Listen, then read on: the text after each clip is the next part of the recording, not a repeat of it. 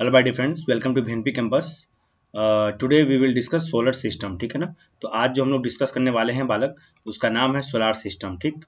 और इसमें हम लोग डिस्कस करने वाले यही हैं कि जितने भी क्वेश्चन बन पाए, कितने क्विज बनेंगे, ठीक है ना, और टॉपिक एक साथ दोनों हम लोग कवर करने वाले हैं। ठीक है ना। मतलब इसमें बहुत सारा ढेर सारा क्वेश्चन भी रहेगा, टॉपिक भी रहेगा, और देखते हैं कि कौन कितना सोल्यूशन कर पाता है। और लास्ट में, वीडियो के अंत में, आपने कितना सही किया है, कितना सही किया है टोटल आउट ऑफ टोटल में। ठीक है ना। तो लास्ट में कमेंट बॉक्स में आप जरूर बताइएगा कि आपने कितना सही किया। चलिए स्टार्ट करते हैं हम लोग। देखिए, अब आपसे पूछा कि सूर्य क्या है? क्या ग्रह है, तारा है, या ग्रह और तारा दोनों है, या कोई नहीं है? तो सूर्य एक तारा है बालक। ठीक है ना। सूर्य एक तारा है, अर्थात option number B is the correct answer. ठीक। अब देखिए, कह रहे कि जिन खगोलीय पिंडों के पास अपना ताप, फिर देखिए, जिन खगोलीय पिंडों के पास अपना ताप और अपना रोशनी होता है। जब ऐसा सवाल है कि अपना ताप और अपना रोशनी होता है, तब उसे हम क्या कहते हैं? तारा कहते हैं, ग्रह कहते हैं, खगोलीय पिंड कहते हैं, या सभी कहते हैं? नहीं, तो जिनके पास खुद का हीट होता है बालक, ठीक है ना, और खुद की लाइट होती है, उसे हम लोग सन बोलते हैं, यानी कि सूर्य बोलते हैं। बात समझ में आई? क्लियर है? चलिए नेक्स्ट क्वेश्चन चलते हैं हम लोग। जिन खगोलीय पिंडों का अपना ताप और प्रकाश नहीं होता, अब देखिए, कह रहा कि अपना हीट और अपना लाइट नहीं होता है, तो उसे हम लोग क्या कहते हैं? तारा, ग्रह, खगोलीय पिंड या अल? तो इसको हम लोग ग्रह कहते हैं। जिन खगोलीय पिंडों का अपना ताप और प्रकाश नहीं होता है बच्चा, उसको हम लोग ग्रह बोलते हैं। ग्रह देखिए क्या होता है, ग्रह सूर्य की रोशनी से प्रकाशित होता है, ठीक है ना, और देन इसके बाद उस पर उजाला आता है। तो नेक्स्ट क्वेश्चन देखिए हम, कि सूर्य, चंद्रमा और रात्रि, आकाश में चमकने वाली उन सभी वस्तुओं को कहा जाता है, क्या कहा जाता है? तो देखिए, उसे हम लोग आकाशीय पिंड कहते हैं बच्चा। ठीक है ना। इंग्लिश में जिसे कहते हैं हम लोग सेलेस्टियल बॉडीज। क्लियर है? सूर्य, चंद्रमा, और देखिए ऐसे समझिए कि ये अपना एक ऐसे पूरा, देखिए ये पूरा आकाश पिंड है बालक। ठीक है ना, आकाशीय पिंड, जिसमें आपका ग्रह भी आ जाएगा, तारा भी आ जाएगा, चंद्रमा भी आ जाएगा। समझ रहे हैं? तो ये जो पूरा बॉडी होता है, पूरा होल बॉडी, उसको हम लोग आकाशीय पिंड कहते हैं। ठीक है, या इंग्लिश में कह सकते हैं सेलेस्टियल बॉडीज। क्लियर है? नेक्स्ट देखिए, कह रहे कि ब्रह्मांड के अध्ययन को किस नाम से जाना जाता है? The study of the universe is known as. देखिए, इसके अध्ययन की बात करें तो एक बात समझिए, अध्ययन की बात जब भी आ जाए बालक, तो अगर लॉजी, लॉजी माने होता है अध्ययन करना। क्या करना? अध्ययन करना। इसका जो करेक्ट आंसर हो जाएगा बच्चा, वो हो जाएगा ऑप्शन नंबर ए, कास्मोलॉजी। ब्रह्मांड के अध्ययन को किस नाम से जाना जाता है? तो कास्मोलॉजी के नाम से जाना जाता है। अच्छा, जो इस ब्रह्मांड का अध्ययन करता है बच्चा, फिर समझो, जो इस ब्रह्मांड का अध्ययन करता है, एक जाहिर सी बात है, कोई ना कोई मानव करेगा, उस मानव को हम लोग क्या बोलते हैं? तो उस मानव को हम लोग कॉस्मोनॉट बोलते हैं। ठीक है ना। नेक्स्ट क्वेश्चन भाई, ये देखिए, जैसे कि ब्रह्मांड अध्ययन, सॉरी ये दब गया क्या भाई, हाँ, देखिए ब्रह्मांड, देखिए अब ब्रह्मांड अध्ययन करने वाले व्यक्ति को क्या कहा जाता है? तो ब्रह्मांड अध्ययन करने वाले व्यक्ति को हम लोग कॉस्मोनॉट कहते हैं, और ब्रह्मांड का जिसमें अध्ययन किया जाता है उसको हम लोग कॉस्मोलॉजी कहते हैं। क्लियर है? आई होप आपको समझ में आ रहा होगा। आगे देखिए, अब एक भैया आए थे जिनका नाम है टालमी। ठीक है ना। तो टालमी जी आए और उन्होंने बताया कि जो पृथ्वी है, यानी जो पृथ्वी को ब्रह्मांड का केंद्र बताया। फिर समझिए, ये जो पृथ्वी है, ये पूरे ब्रह्मांड का केंद्र बताया पृथ्वी को। किसको बताया? पृथ्वी को। और किसने बताया ये बात? टालमी ने। ठीक है। और ध्यान दीजिएगा, जब टालमी का हम लोग स्पेलिंग लिखते हैं तो पी से स्टार्ट होता है, टी, पी इसमें साइलेंट रहता है वाला। ठीक है ना। तो कौन बताया कि ब्रह्मांड केंद्र है, सॉरी ब्रह्मांड का केंद्र पृथ्वी है? कौन बताया? तो टालमी ने बताया। 1543 ईस्वी में कापरनिकस आया और उन्होंने तर्क दिया कि नहीं, पृथ्वी नहीं, बल्कि ब्रह्मांड का जो केंद्र है वो सूर्य है। फिर समझिए, अब इस ब्रह्मांड का केंद्र सूर्य किसने बताया है? कापरनिकस ने। ठीक है ना। अभी क्वेश्चन भी सॉल्व करेंगे हम लोग इस पे, कापरनिकस ने। फिर केपलर ने कापरनिकस का समर्थन किया, लेकिन कहा कि सूर्य सौर मंडल का केंद्र था। अब आ गए आपके कौन भाई? केपलर साहब। देखिए, तो उन्होंने बताया कि ये जो सौर मंडल है, ठीक है ना, देखिए सूर्य सौर मंडल का केंद्र था। सौर, देखिए सौर मंडल का केंद्र था सूर्य, न कि पूरे ब्रह्मांड का। देखिए, ब्रह्मांड का मतलब ये पूरा ऐसे रहेगा ब्रह्मांड।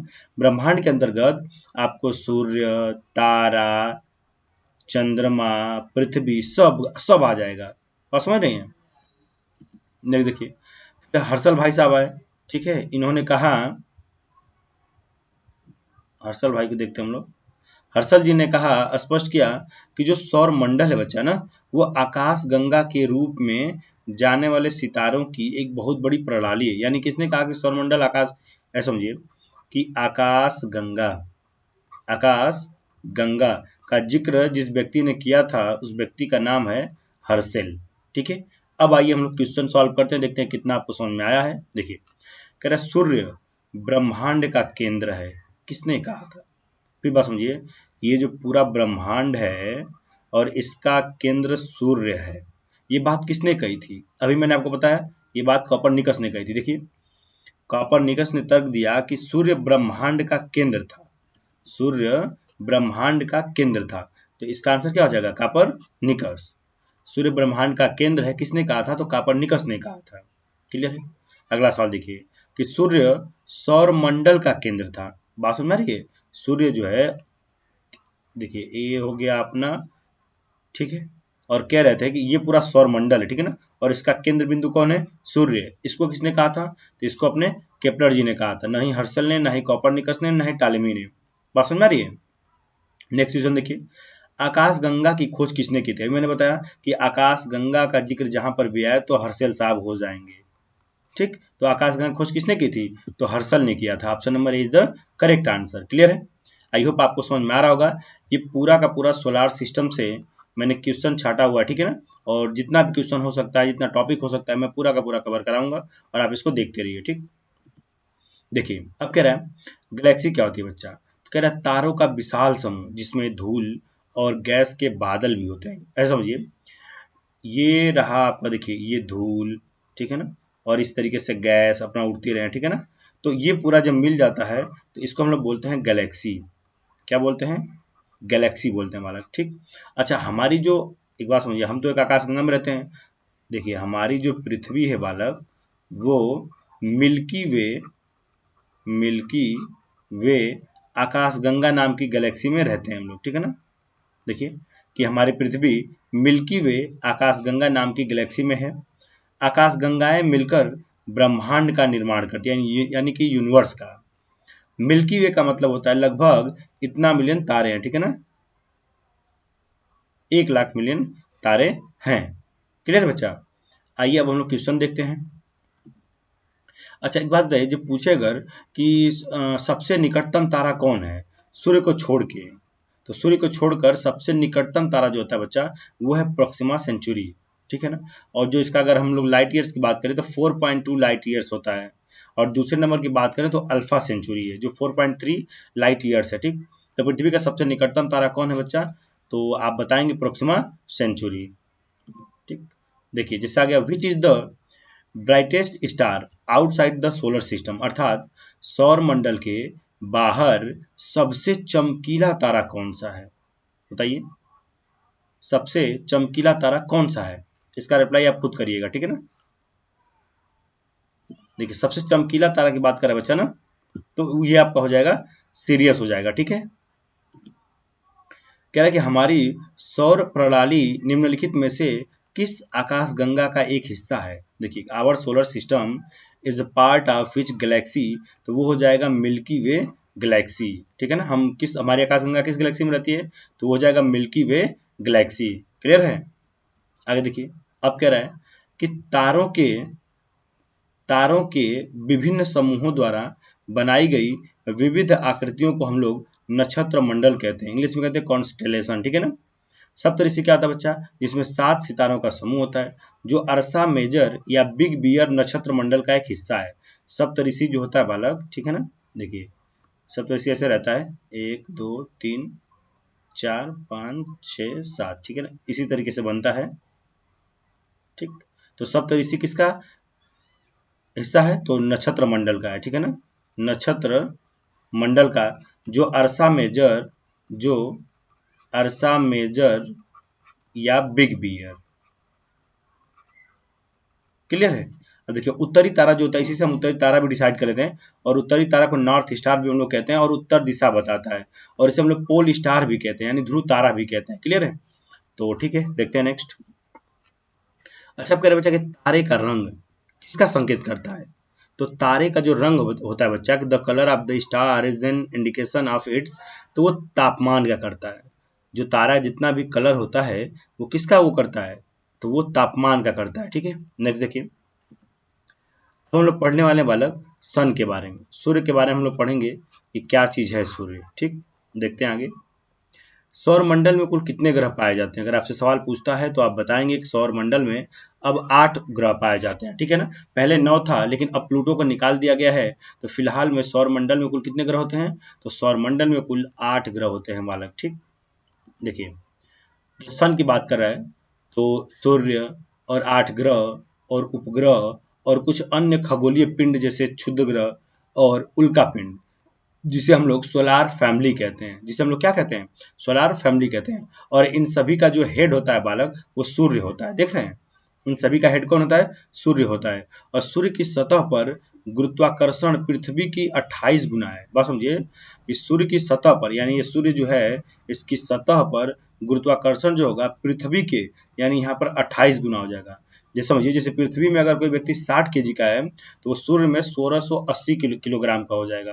वैसे वहां जाना संभव तो नहीं है, लेकिन फिर भी अगर जाता है तो ऐसा हो सकता है। ठीक है, हमारे सौर मंडल में 5 ऐसे बौने ग्रह हैं बालक। कौन कौन? प्लूटो है, साइरस है, एरिस है, मेकमेक है और होमिया है। ठीक है ना, there are also 5 dwarf planets in our solar system, namely Pluto, Ceres, Eris, Makemake, Haumea. ये 5 बौने ग्रह भी हमारे सौरमंडल में हैं।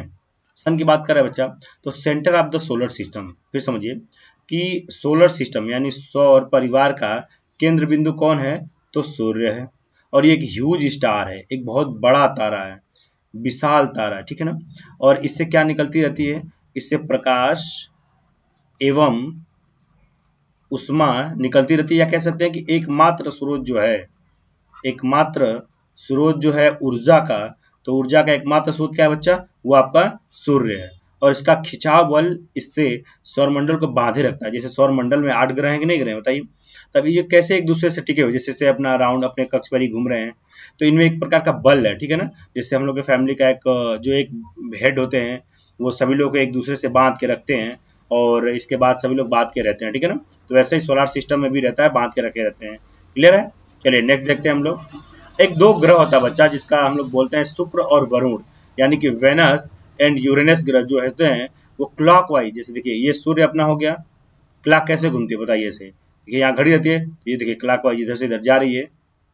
ठीक, तो जो वेनस होता है बच्चा, वेनस, वेनस और यूरेनस, ठीक है, ये 2 ऐसे ग्रह हैं जिसको हम शुक्र और अरुण कहते हैं। ये घड़ी की दिशा में चक्कर लगाते हैं सूर्य का। बाकी जितने भी ग्रह होते हैं वो सभी के सभी एंटी क्लॉकवाइज लगाते हैं। अभी हम क्विज भी कराएंगे, ठीक है ना, क्विज और टॉपिक दोनों है, तो एक साथ देखते रहिए और बने रहिए, खुद को तराशते रहिए कि कितना आपने पढ़ा है, कितना आपने सीखा है। देखिए, सूर्य पृथ्वी से लगभग 15 करोड़ किलोमीटर दूर है। पूछे कि सूर्य की पृथ्वी से कितना लगभग दूरी है, तो आप बताएंगे 150 मिलियन किलोमीटर। और सूर्य से पृथ्वी की यात्रा करने के लिए प्रकाश को कितना टाइम लगता है? तो 8.3 मिनट लगते हैं। और सूर्य नाभिकीय संलयन द्वारा ऊर्जा उत्पन्न करता है। जो खंडित होता है जिसमें ऊर्जा निकलती रहती है ना, वो नाभिकीय संलयन द्वारा ऊर्जा उत्पन्न होता रहता है। ठीक है, नेक्स्ट देखिए, हमारे सौर मंडल में निम्न में से कौन से 2 ग्रह क्लॉकवाइज घूमते हैं? मैंने अभी बताया, तो आंसर हो जाएगा आपका शुक्र और अरुण। क्लियर है? हमारे सौर मंडल में निम्न में से कौन से 2 ग्रह क्लॉकवाइज, तो मैंने बताया क्लॉकवाइज कौन कौन घूमते हैं। एक तो वेनस घूमता है, ठीक है, दूसरा यूरेनस। क्लियर है? आगे देखिए, सूर्य से पृथ्वी की दूरी कितनी है? तो सूर्य से पृथ्वी की दूरी कितनी है? 107, 112, 136, 150, तो 150 मिलियन किलोमीटर। ठीक, नेक्स्ट देखिए, के कारण सूर्य में लगातार ऊर्जा उत्पन्न होती है। Energy is continuously generated in the sun due to, तो देखिए नाभिकीय संलयन या न्यूक्लियर फ्यूजन के द्वारा सूर्य में लगातार ऊर्जा उत्पन्न होती रहती है। तो option number B, C and D is the wrong answer. पृथ्वी से तारों की दूरी मापने की इकाई है। पृथ्वी से तारों की दूरी मापने की इकाई अगर आपसे पूछता है तो वो लाइट ईयर हो जाएगा, यानी प्रकाश वर्ष हो जाएगा। ठीक है, नेक्स्ट क्वेश्चन देखिए, अब हम लोग बात करने वाले बालक हैं प्लैनेट्स के बारे में, ठीक है ना, कि कितने ग्रह होते हैं, कैसे होते हैं। तो देखिए हमारे टोटल 8 ग्रह होते हैं, 4 यहाँ पर है और 4 यहाँ पर है। पहला है मरकरी, फिर Venus, Earth, Mars, Jupiter, Saturn, Uranus, Neptune. अब देखिए इसमें जो 4 ग्रह होते हैं ये, यानी कि मरकरी, देखिए ऐसे कर लीजिए, बुध, ठीक है, शुक्र, पृथ्वी और मंगल ग्रह, इनको हम लोग आंतरिक ग्रह भी कहते हैं, ठीक है ना, आंतरिक ग्रह भी कहते हैं या इनर प्लैनेट। देखिए मैंने यहाँ नोट किया हुआ है कि बुध, शुक्र, पृथ्वी, मंगल, और ये चट्टानों से बने होते हैं, ठीक है ना, ये रॉक के द्वारा बने होते हैं। और इन चारों को हम लोग बोलते हैं बाह्य ग्रह, बाह्य ग्रह, ठीक है ना, बाह्य ग्रह, या कह सकते हैं ना गैसीय ग्रह भी हम लोग कहते हैं, गैसीय ग्रह। देखिए या इन्हें आउटर प्लैनेट्स भी हम लोग कहते हैं। आउटर प्लैनेट्स कौन कौन होते हैं? बृहस्पति, शनि, अरुण, वरुण, और गैस ये तरल पदार्थों से बने होते हैं। और इनर जो प्लैनेट होते हैं वो आपका टेरेस्ट्रियल प्लैनेट्स होते हैं, यानी सतही ग्रह जिन्हें हम कहते हैं, और तो ये चट्टानों से बने होते हैं, ठीक है। चलिए नेक्स्ट देखिए, अब हम बात करने वाले हैं बुध के बारे में। देखिए सूर्य का सबसे करीबी ग्रह जो है बुध है, सौरमंडल का सबसे छोटा ग्रह भी बुध है। सूर्य की परिक्रमा करने में लगने वाला समय 88 दिन है, और बुध का कोई भी उपग्रह नहीं है। समझिए इसे, हम लोग क्या करते हैं, याद करने का एक तरीका और देखते हैं हम लोग। ये अपना हो गया सूर्य, ठीक है ना, सूर्य हो गया, क्लियर है। अब सूर्य से हम लोग बात करें तो सबसे पहले कौन होता है, देखिए बस पम, एक और तरीका मैं याद करने को बता दे रहा हूँ, बसयन। देखिए व से मतलब बुध हो गया, स का मतलब शुक्र हो गया, ठीक है, प का मतलब हो गया पृथ्वी, और म का मतलब हो गया मंगल। अब क्या रहा, देखिए सूर्य का सबसे करीबी ग्रह कौन है, तो बुध हो गया, बिल्कुल सूर्य के सबसे करीब कौन है, बुध ही तो है। इसके बाद दूसरा कौन सा ग्रह है, शुक्र है। तीसरा कौन है, पृथ्वी। चौथा कौन है, मंगल। अब बात करें वसयन के बारे में, तो ये वस हो जाएगा बृहस्पति, और सौ से हो जाएगा शनि।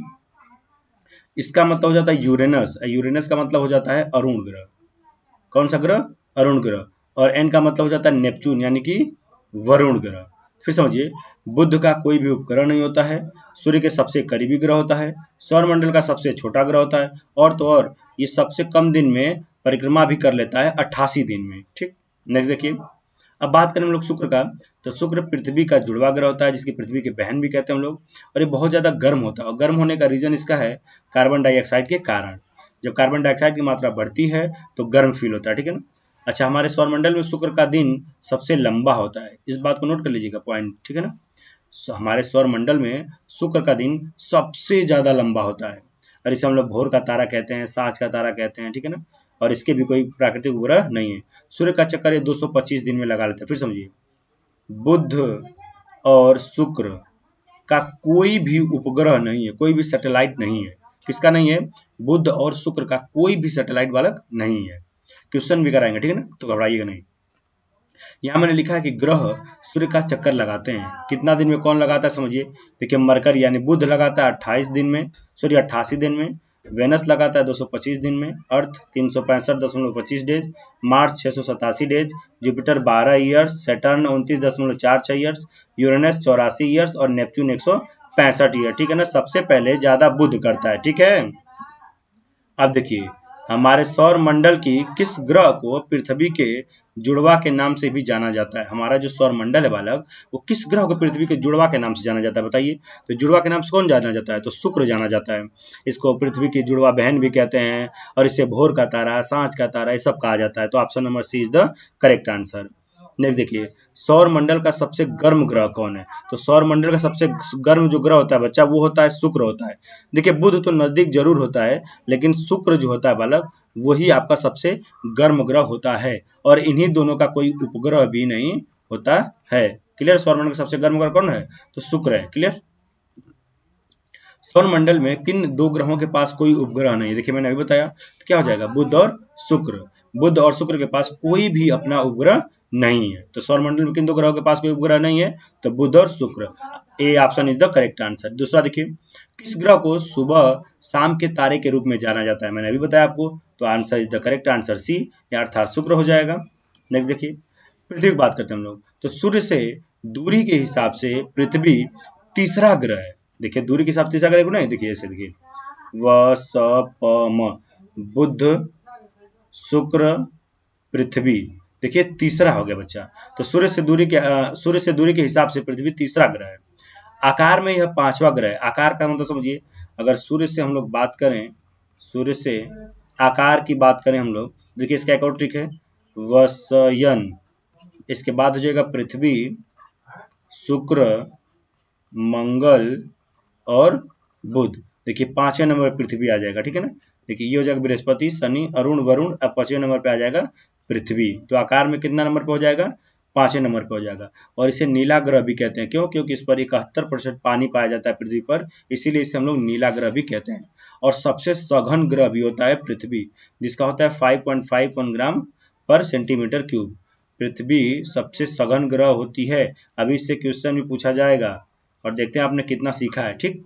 देखिए नेक्स्ट, अब बात आती है बच्चा मंगल ग्रह की।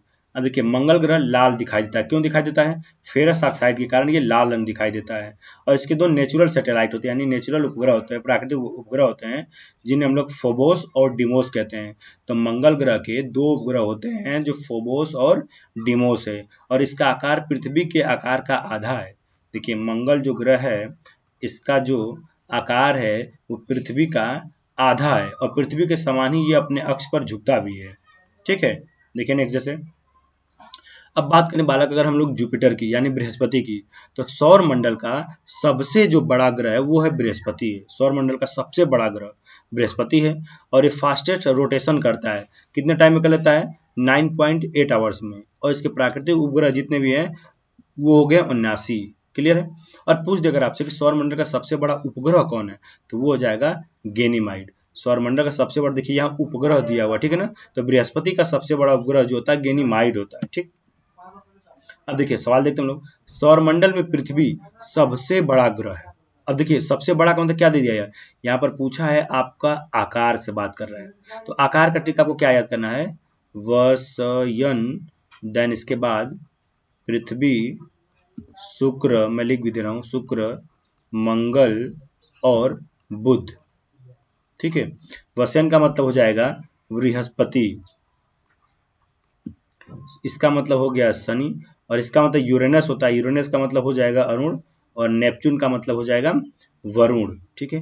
अब पूछ रहा है कि पृथ्वी आकार में कितने नंबर पर सबसे बड़ी ग्रह है, तो 1 2 3 4 अर्थात 5। तो ये आपका हो जाएगा ऑप्शन नंबर सी, अर्थात ये पांचवा सबसे बड़ा ग्रह है।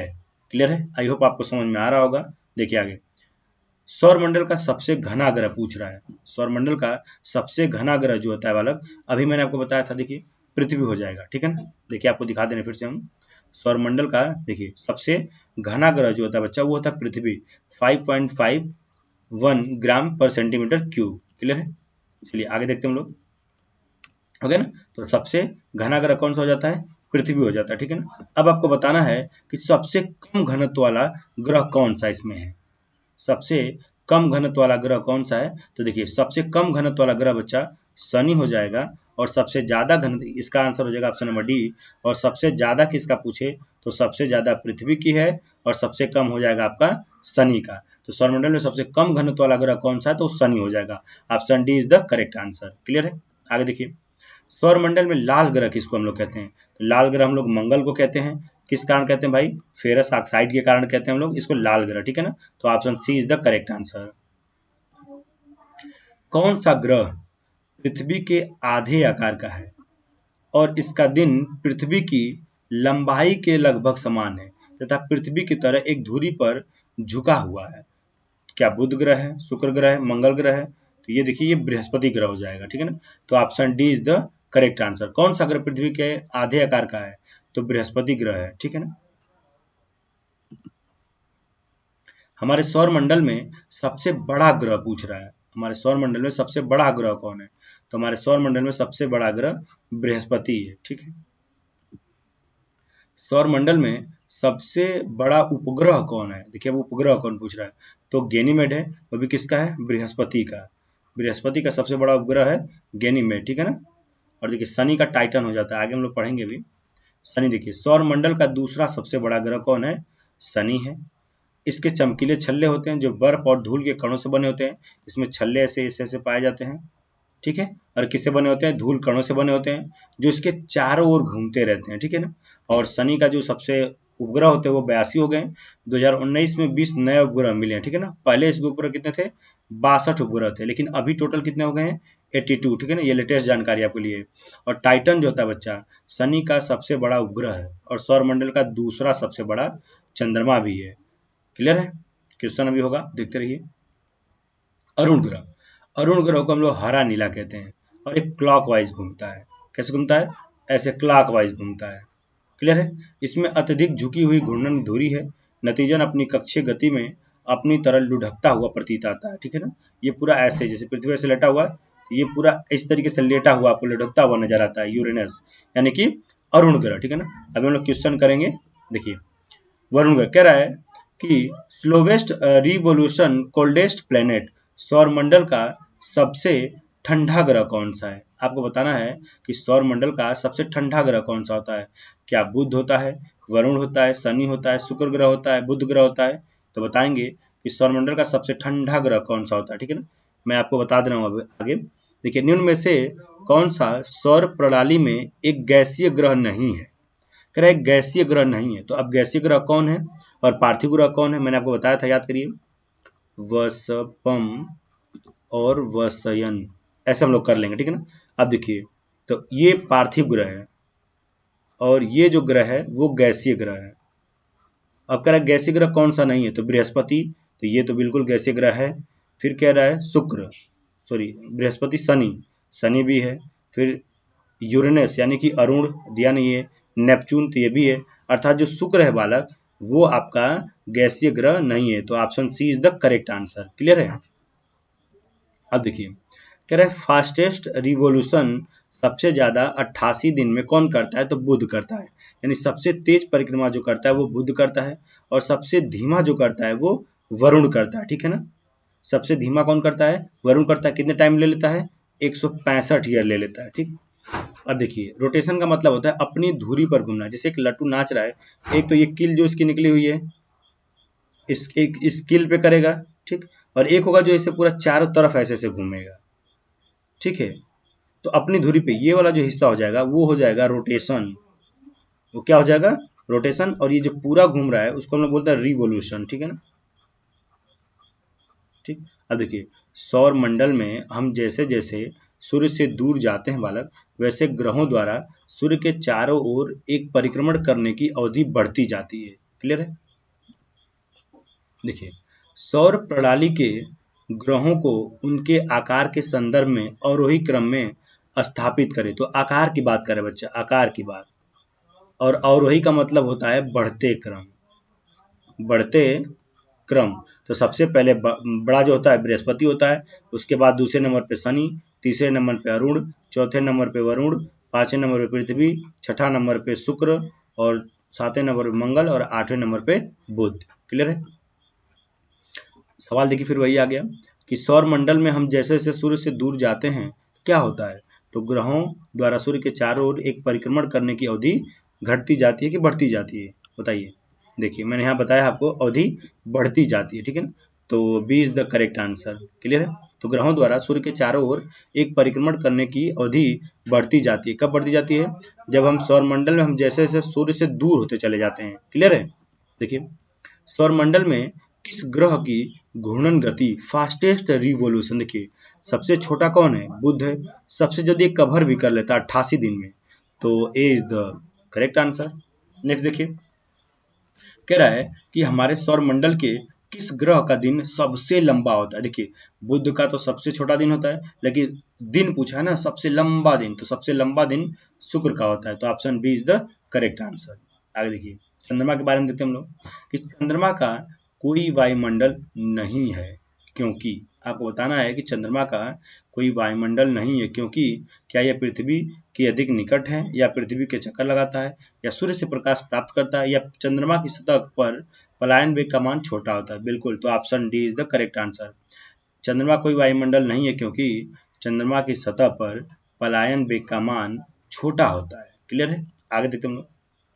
अच्छी बात है, जैसे पृथ्वी से जब भी हम चंद्रमा देखते हैं तो केवल एक ही भाग दिखाई पड़ता है, क्योंकि क्यों दिखाई पड़ता है भाई? कि चंद्रमा को पृथ्वी के चारों ओर, देखिए जैसे ये मान लीजिए आपकी पृथ्वी हो गई और यहाँ से चंद्रमा एक घूम रहा है, चक्कर लगाने में अपने अक्ष पर घूमने में समान समय लगता है। जितना पृथ्वी अपने अक्ष पर घूम रही है ना, यहीं पर सेम यहाँ पर, तो इसको भी दोनों को एकदम एक समान लगता है। इसीलिए चंद्रमा का सिर्फ और सिर्फ हम एक ही हिस्सा देख पाते हैं। क्लियर है? किन दो ग्रहों के बीच क्षुद्र ग्रह पाया जाता है? तो देखिए मंगल और बृहस्पति ग्रह के बीच क्षुद्र ग्रह पाए जाते हैं। और क्षुद्र ग्रह किसे कहते हैं देख लीजिए, कि तारों, ग्रहों एवं उपग्रहों के अतिरिक्त असंख्य छोटे पिंड भी सूर्य के चारों ओर चक्कर लगाते हैं और इन्हीं पिंडों को हम लोग क्षुद्र ग्रह कहते हैं। क्लियर बच्चा? आगे देखिए, कुछ उल्का पिंड्स की बात कर रहा है। देखिए उल्का पिंड से ही टूट के बनता है एस्टेरॉइड्स, ठीक है ना, यानी कि एस्टेरॉइड्स का भाग होता है मेस्टोराइड। और सबसे द लार्जेस्ट एस्टेरॉइड की बात करें तो उसका नाम है सीरीज। सबसे बड़ा लार्जेस्ट एस्टेरॉइड की अगर हम लोग बात करें तो हो जाएगा सीरीज, ठीक है ना। और ये किसका भाग है? मेटोराइड्स का। एस्टेरॉइड का भाग है छोटा सा, ठीक। और एस्टेरॉइड माने होता है छोटा तार। देखिए जिसे ये मान लीजिए पूरा बड़ा सा है, ठीक है। ये हो जाएगा आपका उल्का पिंड, और इससे जो छोटा सा टूट के निकलता है वो हो जाएगा आपका एस्टेरॉइड, ठीक है ना। क्या हो जाएगा? एस्टेरॉइड हो जाएगा। छोटा सा जो टुकड़ा ऐसे टूट टूट के निकल रहा है इससे अगर, तो कुछ चंद्रमा के बारे में पढ़ लेते हैं कि पृथ्वी से चंद्रमा की दूरी 3,84,000 किलोमीटर है। अगर इसके व्यास की बात करें तो 3500 किलोमीटर है। पृथ्वी का चक्कर 27 दिन 8 घंटे में लगा लेता है चंद्रमा। और पृथ्वी का 1/6वां भाग चंद्रमा के गुरुत्वाकर्षण बल है। चंद्रमा का केवल एक ही पक्ष दिखता है, जिसमें मैंने आपको बताया था। क्यों? क्योंकि वहाँ पलायन वेग मान का 0 हो जाता है। चंद्रमा पर कोई वातावरण नहीं है और एस्केप वेलोसिटी इसकी फॉर द मून, ठीक है ना। आगे देखिए, चंद्रमा का कोई वायुमंडल नहीं है क्योंकि चंद्रमा की सतह पर पलायन वेग का मान छोटा होता है। और अक्टूबर 1959 में बालक चंद्रमा से तस्वीरें वापस भेजने वाला पहला अंतरिक्ष यान लूना 3 था, जो सोवियत संघ द्वारा निर्मित था। और सबसे पहले उतरने वाला यान जो था वो था अपोलो 11, और इसमें सबसे पहले कौन बैठा था?